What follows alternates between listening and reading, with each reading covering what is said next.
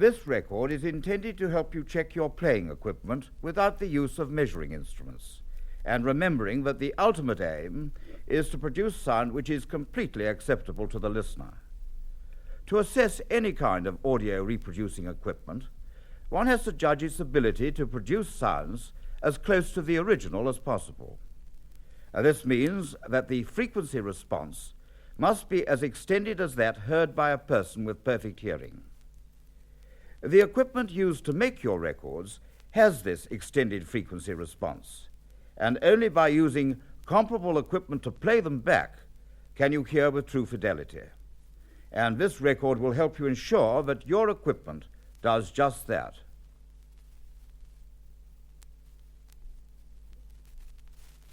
Records are planned with precise location of sounds, either instruments or voices, and your equipment should play them back in the same positions. For instance, my voice should now be coming only from the left-hand speaker, while I am standing on the right, and you should hear me only from the right-hand speaker. Remember, I'm on the left, and if you've got us the wrong way round, it simply means the speakers are connected up the wrong way round. Of course, we can move. If I start a metronome and carry it with me,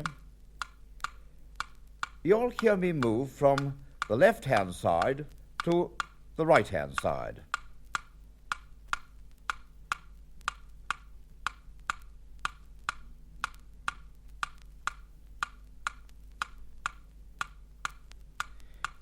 And now I'm on the right with a metronome and a very pretty girl. If you'll give me the metronome, I'll wind it up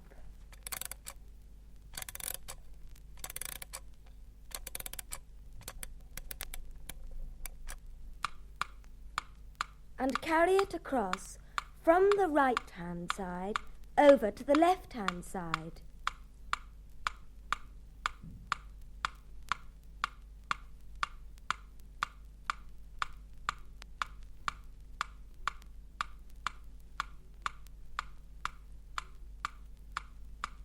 So that now I and the metronome are on the left.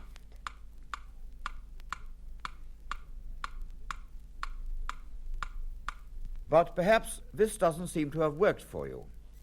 This may be because your two channels aren't balanced equally for sound levels, or conceivably, they're out of phase. First, let's check the balance. How do you check the balance? I'm now standing in the center, and my voice should be located precisely midway between the speakers. If it isn't, it may be because you need to adjust the balance between the two channels. I am now in the centre as well, and I've brought the metronome with me, which should locate the sound even more clearly. If the metronome and our two voices are still not precisely placed in the centre, it may be that your speakers are out of phase. The effect of this is that the source of sound becomes diffused, and you really can't tell where it's coming from. To show you what we mean, here is my voice actually recorded out of phase. My voice is recorded out of phase. My voice is recorded out of phase. To make it even clearer, I am recorded in phase and should be very definitely centre.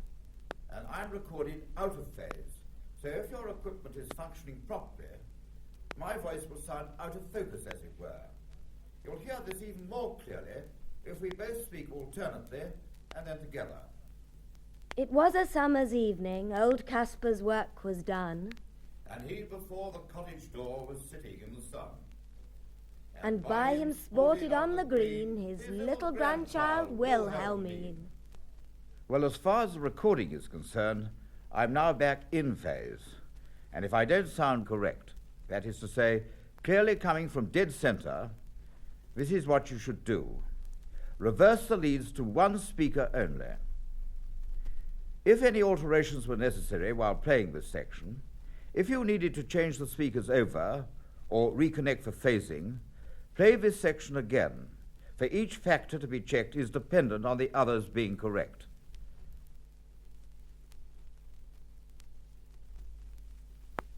As a further check for balancing and phasing, here is some music recorded monophonically, which you should hear coming from the exact center where you're hearing me now.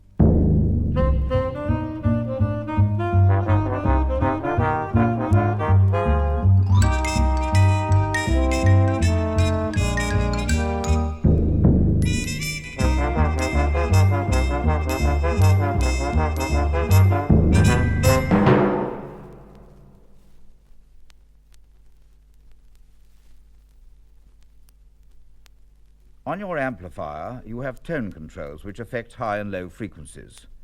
So that you may set these for optimum conditions, we're going to give you 3 warble tones for comparative purposes.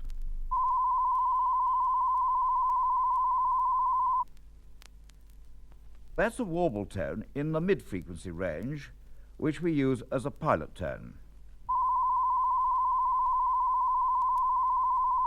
And against this pilot tone, we want you to compare this high-frequency warble tone. Now, these tones should have approximately the same volume. We're going to repeat them 4 times, and you can alter their relationship by using the treble control.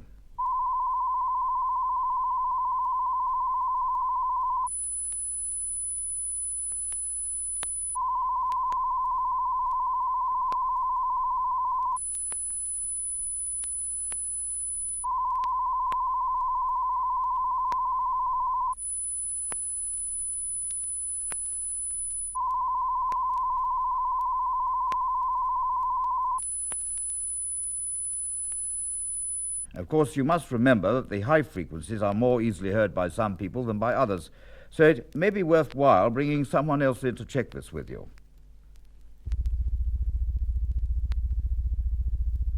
That's a low-frequency warble tone, and it's used in adjusting the bass control. Compare it against the pilot tone and adjust the bass control until the 2 tones have approximately the same volume.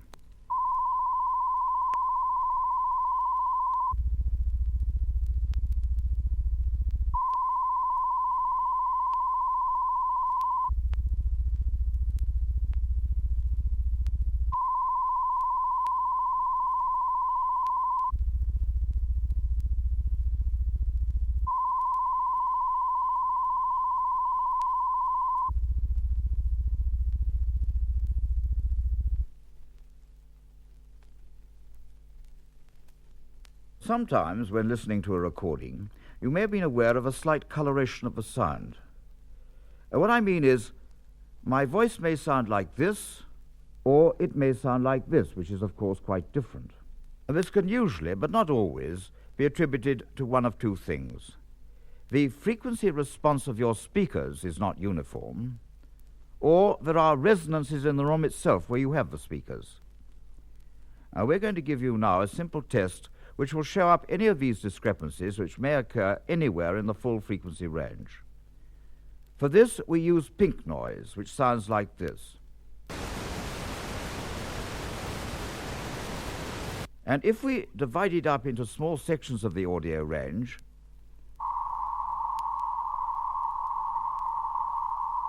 you can, by reference to the pilot tone, which you've just heard, determine where these variations in loudness occur.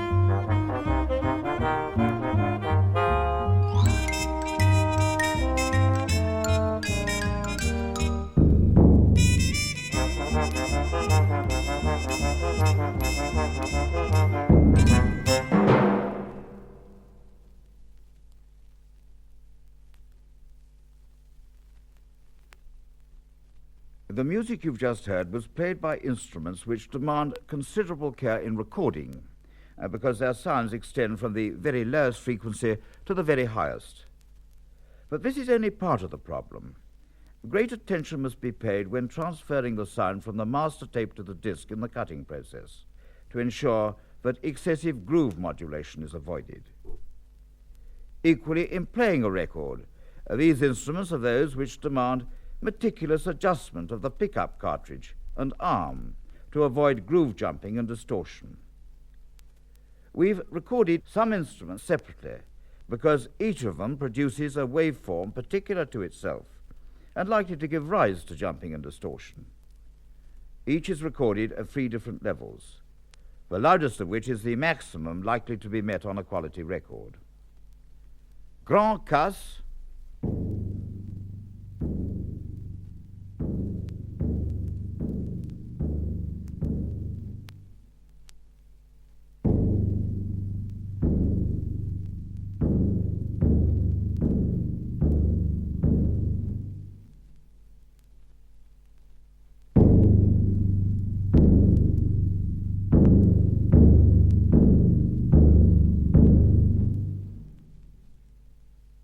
timpani,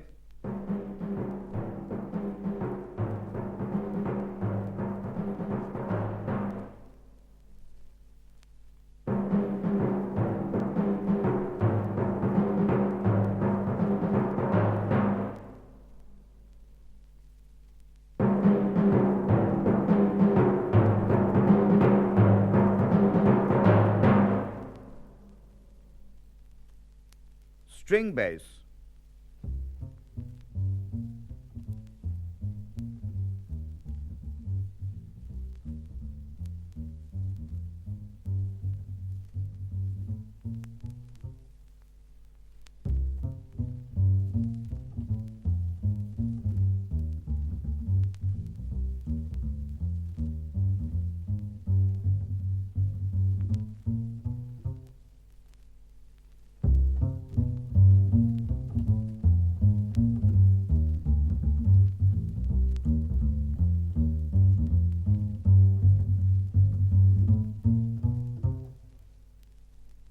xylophone,